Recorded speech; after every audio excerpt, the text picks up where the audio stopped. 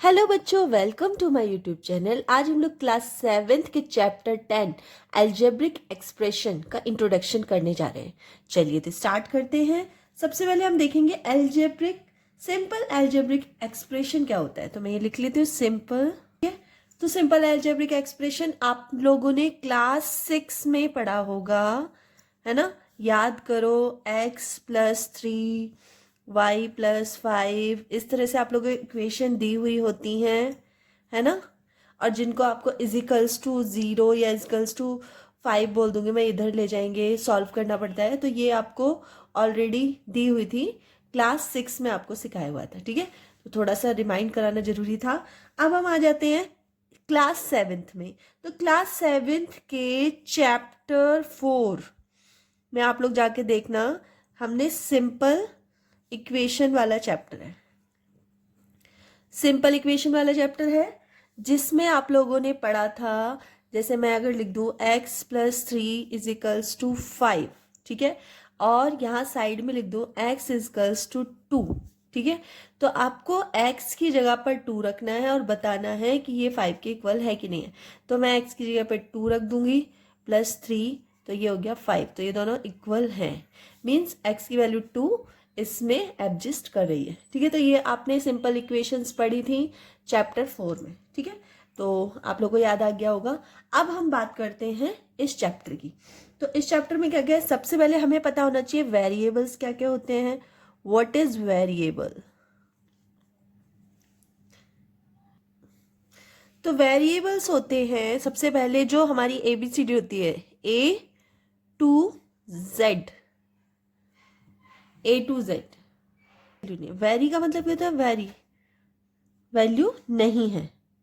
Variable means very value नहीं है, मतलब कि वैल्यू जो है वो कंफर्म नहीं है, नॉट कंफर्म, ठीक है। वैल्यू जो है वो इनकी कंफर्म नहीं होती, कुछ भी वैल्यू हो सकती है, ठीक है। लेकिन अब बात करते हैं हम लोग कांस्टेंट की। कांस्टेंट में क्या होता है हमारा कि सारे नंबर्स आ जाते हैं, ऑल नंबर्स, ठीक है। और जिनकी वैल्यू क्या होती है, क्या होती है? फिक्स होती है, ठीक है, नो चेंज।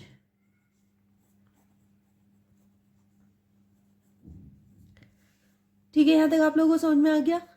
अब हम लोग देख लेते हैं, जैसे हमारे पास एक एक्सप्रेशन है, एल्जेब्रिक एक्सप्रेशन है हमारे पास, 3+x+3 है, ठीक है। अब जिसमें जो x है, x क्या है? वेरिएबल है,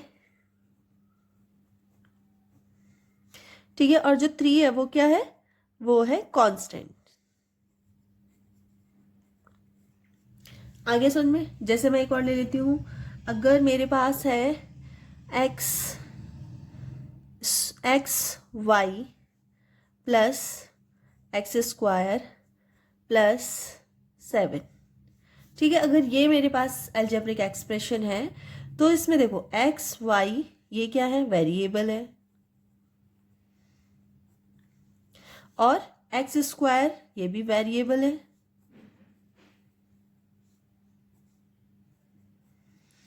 और जो 7 है वो क्या है? कांस्टेंट है।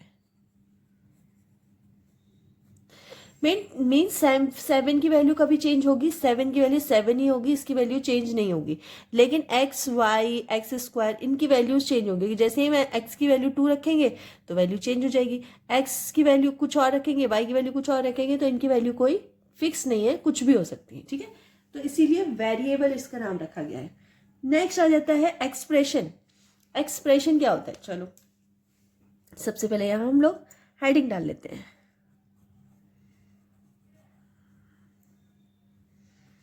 एक्सप्रेशंस क्या होते हैं? तो जैसे मैं लिख दूं x² × x², ठीक है। तो इसको अगर मैं साथ में करके लिख दूं, क्या बोलेंगे? x⁻², या फिर x², ठीक है। तो ये इसका एक्सप्रेशन हो गया, ठीक है। जैसे मैं लिखूं 4 × 4, इसको मैं सिंपल x4⁻² ऐसे लिख सकती हूँ।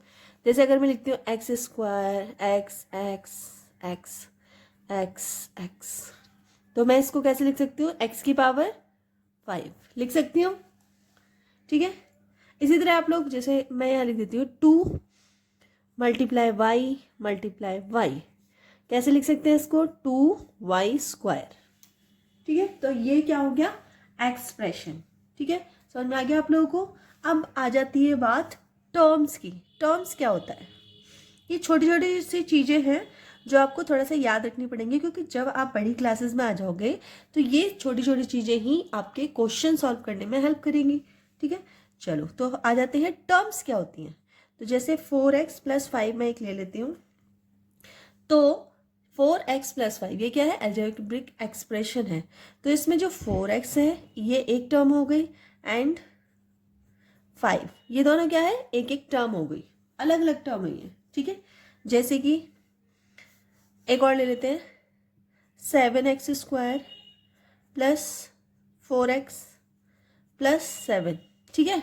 अब इसमें देखना, इसमें क्या हो गया, 7x² एक टर्म है, फिर उसके बाद 4x एक टर्म है, और फिर 7 एक टर्म है। ये सारी टर्म्स अलग अलग है, ठीक है, 1 2 3, ठीक है, समझ में आ गया, ठीक है। नेक्स्ट आ जाता है टर्म्स कितने टाइप्स की होती हैं। तो बहुत सारी टाइप्स की टर्म होती हैं, लेकिन नॉर्मली जो हम लोग पढ़ते हैं टर्म्स, वो 3 टाइप की होती हैं।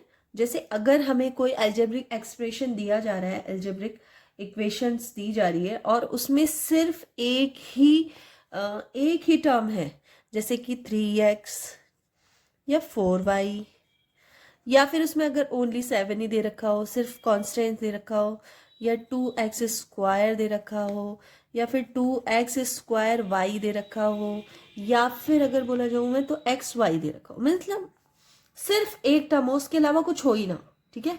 तो देखो अलग अलग कर रखा है मैंने, ये अलग अलग इक्वेशंस है, नहीं तो आप एक ही समझो ये सारी, ये सब अलग अलग। या जैसे अकेला 7 दिया हुआ है, या अकेला सिर्फ 3x दिया है, बाकी कुछ भी नहीं है, मीन्स बाकी सबको मैं छुपा लूँ और सिर्फ 3x दिया हुआ है, तो ये कौन सी टर्म्स हो जाएगी, ये हो जाएगी मोनोमियल टर्म, ठीक है। तो ये कौन सी टर्म है, मोनोमियल टर्म। अब बायनोमियल टर्म कैसी होती है, बायो से क्या पता चलता है, टू होने चाहिए। मीन्स अगर मैं बात करूं x + y ऐसे टर्म होनी चाहिए, या फिर x + 7, ये टर्म्स ये भी बायनोमियल में आ जाती है। अगर बोलूँ x² + 1 ये भी बायनोमियल में आ जाती है।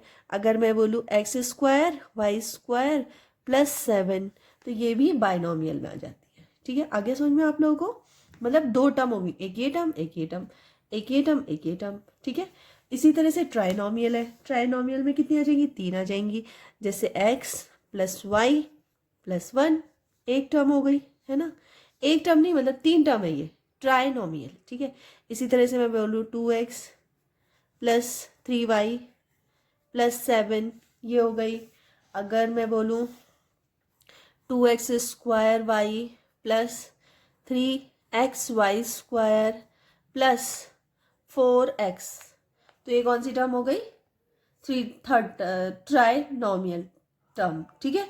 एक चीज आप लोगों को याद रखना है, इसमें एक जैसे नहीं करना। अभी मैं लाइक और अनलाइक बताऊंगी, तो सेम नहीं होना चाहिए। मतलब जैसे यहाँ पे 2xy x² y है, तो सेम यहाँ पे भी सेम नहीं होना चाहिए x² y, क्योंकि अगर दोनों सेम होंगे तो ये तो प्लस हो जाएंगे आपस में, सेम होने पर प्लस हो जाएंगे ना, फिर तो ट्राइनोमियल बची नहीं, फिर तो बाइनोमियल हो जाएगी, है ना। तो सेम नहीं होने चाहिए, ठीक है। चलो अब हम आप बात कर लेते हैं लाइक फ्रैक्शन और अनलाइक फ्रैक्शन पे। फ्रैक्शन क्यों बोल रही हूँ मैं, ठीक है। तो लाइक अनलाइक पे बात कर लेते हैं, इसी के ऊपर ही, क्योंकि टर्म से रिलेटेड ही है ये, ठीक है। तो लाइक एंड अनलाइक टर्म्स क्या होती है, तो लाइक टर्म्स क्या होती हैं, जो एक जैसी हो। जैसे कि अगर मैं फर्स्ट नंबर यहाँ लिख दूं और लिख दूं 3x एंड 4x, तो ये दोनों सेम है ना, 3x और 4x दोनों के पीछे बस नंबर से अलग है, नंबर से कोई मतलब नहीं, नंबर चेंज हो सकते हैं, ठीक है। तो नंबर भले सेम हो, लेकिन इनके पीछे जो वेरिएबल है वो सेम है ना। तो अगर सेम वेरिएबल है तो क्या हो जाएगा, लाइक टर्म, ठीक है। इन दोनों का आप जोड़ भी सकते हैं, आप चाहे तो इनको प्लस माइनस कुछ भी कर सकते हैं। जैसे अगर मैं प्लस करती हूँ तो 3 + 5 कितना हो जाएगा, 3 + 4 कितना हो जाएगा 7x, ये 7x इसका आंसर आ जाएगा। माइनस करेंगे तो 4x में से 3x जाएगा तो x आंसर आएगा। जो जिसमें से जिसको माइनस करना हो कर सकते हैं, ठीक है। देखो एक और देख लेते हैं हम लोग।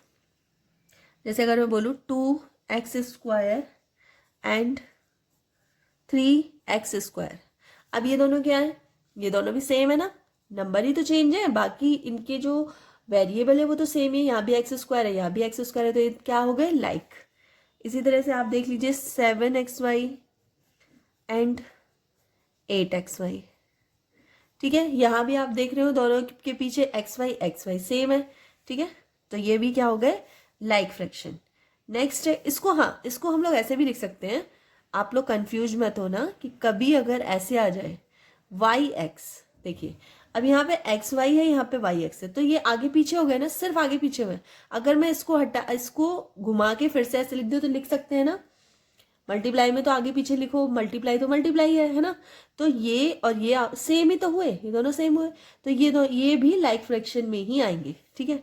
नंबर 4, जैसे मैं लिख दूँ 12x² एंड और लिख दूँ 15x², तो ये दोनों भी सेम है, आप देख रहे होगे है ना, x² और x² दोनों सेम है। इसको मैं ऐसे भी लिख सकती हूँ, देखो ये अगर आगे पीछे हो जाता है, वेरिएबल मल्टीप्लाई में अगर आगे पीछे हो जाते हैं तो वो सेम ही होते हैं, वो अलग नहीं होते। अब अगर मैंने इस तरह से लिख दिया yx², तो ये भी सेम ही है, देखो x² y है ना, तो सेम ही कहलाएंगे, ये अलग नहीं कहलाएंगे, ठीक है। अब हम आ जाते हैं अनलाइक फ्रैक्शंस पे। अनलाइक फ्रैक्शन में होता है कि जैसे 3x एंड 4y, अब आप लोग देखोगे कि इनके वेरिएबल सेम है, नहीं है सेम, इसका मतलब ये सेम नहीं है, ये क्या हो गए अनलाइक हो गए, एक जैसे नहीं है। तो ये इन लोगों को हम आपस में प्लस नहीं कर सकते, ना तो प्लस कर सकते हैं ना ही माइनस कर सकते, क्योंकि इनकी टर्म्स दोनों की अलग है, सेम नहीं है, एक जैसे नहीं है, इनके वेरिएबल सेम नहीं है, तो ये प्लस माइनस होंगे ही नहीं। नेक्स्ट अगर मैं बोल दूँ 2x² एंड 3y², तो ये भी सेम नहीं है, जब सेम नहीं है तो फिर नहीं होंगे प्लस। तीसरा अगर मैं करूँ 8xy और अगर मैं कर दूँ 9xz, तो ये भी सेम नहीं, इसका x तो सेम है लेकिन z सेम, z और y दोनों डिफरेंट है, इसलिए ये क्या होंगे प्लस माइनस नहीं हो सकते, ठीक है। 4 7x² एंड 8xy², अब बताइए क्या ये सेम है, बताओ आप लोग। तो कई बच्चे सोच रहे होंगे ये तो सेम ही लग रहा है, लेकिन सेम नहीं है ये। देखो यहाँ पे x² है, यहाँ पे क्या है सिंगल x है, तो ये सेम नहीं है। यहाँ पे y सिंगल है और यहाँ पे y² है, तो ये सेम नहीं है। एक और मैं बता देती हूँ, सपोज अगर ऐसे आ जाए 7x² और आ जाए 3x² y², ऐसे आ जाए। अब देखो इसमें 7x² y, यहाँ पे x² है, यहाँ पे x², ठीक है, लेकिन यहाँ पे y सिंगल दिया हुआ है, यहाँ पे क्या दिया हुआ है y² दिया हुआ है, तो ये दोनों आपस में प्लस नहीं होंगे। ये ज्यादा से ज्यादा इसमें x² हम कॉमन ले सकते हैं, ठीक है, y कॉमन ले सकते हैं सिंगल y, लेकिन इसमें प्लस नहीं होंगे, दोनों साथ में प्लस नहीं होंगे, ठीक है।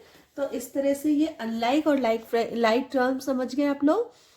तो बहुत सारे फैक्टर्स में भी आते हैं, बहुत सारी चीजों में आते हैं जिसमें लाइक और अनलाइक पूछा जाता है, तो आप लोग याद रखना, लाइक मतलब एक जैसे, अनलाइक मतलब एक जैसे नहीं, एक जैसे नहीं, ठीक है। चलो अब हम बात करते हैं, लास्ट हमारा बचा है, 2 चीज बची है अभी हमारे पास, फैक्टर और कोफिशिएंट, ठीक है। तो सबसे पहले हम लोग फैक्टर कर लेते हैं। फैक्टर क्या होता है, फैक्टर्स, ठीक है। तो जैसे सपोज आपको दिया हुआ है कोई नंबर दिया होगा, कोई एक्सप्रेशन दिया है, जैसे suppose 4x² y plus 7xy plus 6, ठीक है, सपोज ये दिया हुआ है। तो इसके फैक्टर्स कैसे निकालेंगे, जैसे इसका फैक्टर क्या निकलेगा, इसका फैक्टर होगा, क्या होगा, 4, अच्छा एक्स स्क्वायर है, 4 फैक्टर होंगे इसके, एक्स वाई, ठीक है। इसका फैक्टर क्या होगा, 7xy। इसका फैक्टर क्या होगा, 6 और 1। ये फैक्टर होंगे ना इनके। देखो एक बार मैं अच्छे से बता देती हूँ आप लोगों को। जैसे यहाँ पे लिखूंगी मैं 4x²y, कैसे करेंगे, 4x, नहीं मल्टीप्लाई नहीं करो, 4x x एंड y, ये क्या है इसके, ये है इसके फैक्टर। जैसे मैं कर दूं 7xy, तो इसके फैक्टर क्या होंगे, 7x एंड y, ये क्या है इसके फैक्टर। अगर 6 की बात करो, हमने इससे फैक्टर का चैप्टर पढ़ा था ना, 6 में कौन कौन से फैक्टर होते हैं, 6 एंड 1। या फिर इसको अगर हम लोग अगर तोड़ना चाहें तो इसके फैक्टर क्या हो जाएंगे, और 2,3,1, ये क्या है इसके फैक्टर्स हैं, ठीक है। तो इस तरह से फैक्टर्स तो आपको निकालने आते ही हैं। चलो अब हम बात करते हैं इसके नेक्स्ट वर्ड की, वो है कोफिशिएंट। अब देखिए कोफिशिएंट क्या होता है, कोफिशिएंट होता है, देखो ये स्पेलिंग थोड़ा सा देख लेना, थोड़ा सा यहाँ पे COEFFICIENTS, कोफिशिएंट्स, ठीक है। जैसे आपको दिया गया है 6xy, ये दिया गया आपको, ठीक है। कैसे करोगे आप लोग, जो इसमें न्यूमरल वैल्यू होती है, कौन सी वैल्यू, नंबर वाली वैल्यू होती है, न्यूमरल वैल्यू, वही कोफिशिएंट कहलाता है। अब जिसमें जैसे इसमें xy, ये क्या है, ये तो वेरिएबल है, और ये क्या है, कांस्टेंट। 6 जो है वो इसकी नंबर वैल्यू है, नंबर से मल्टीप्लाई हो रही है। तो जो भी नंबर है, ये जैसे ये वाला ये नंबर है, तो यही क्या होगा, 6 क्या है, इज कोफिशिएंट।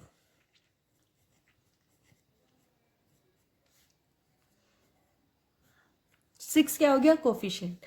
जैसे अगर मैं बात करूं 7x²y, तो इसमें कोफिशिएंट क्या है, तो इसमें कोफिशिएंट है -7 एज कोफिशिएंट,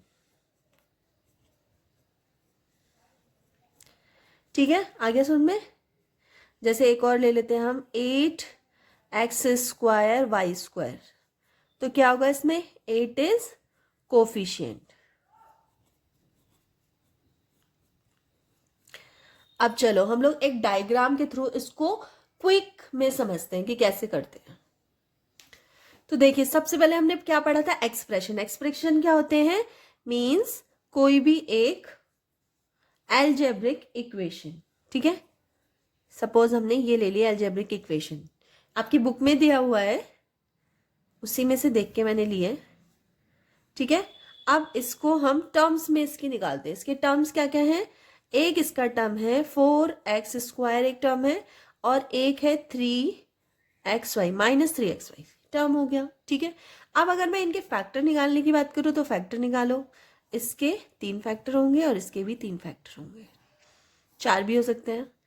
तो एक फैक्टर इसका 4 है, दूसरा x और तीसरा x। इसका क्या है, -3 एक फैक्टर हो गया, एक फैक्टर x हो गया, एक फैक्टर y हो गया, ठीक है। तो इस तरह से आप लोग फैक्टर्स निकाल सकते हैं। अगर मैं बात करूं कोफिशिएंट की, इसका कोफिशिएंट क्या है, तो सिर्फ टर्म के कोफिशिएंट की बात कर रही हूं मैं, तो इसका कोफिशिएंट क्या होगा, 4 होगा, और इसका कोफिशिएंट क्या होगा, -3 होगा, ठीक है। तो इस तरह से आप लोग निकाल सकते हैं।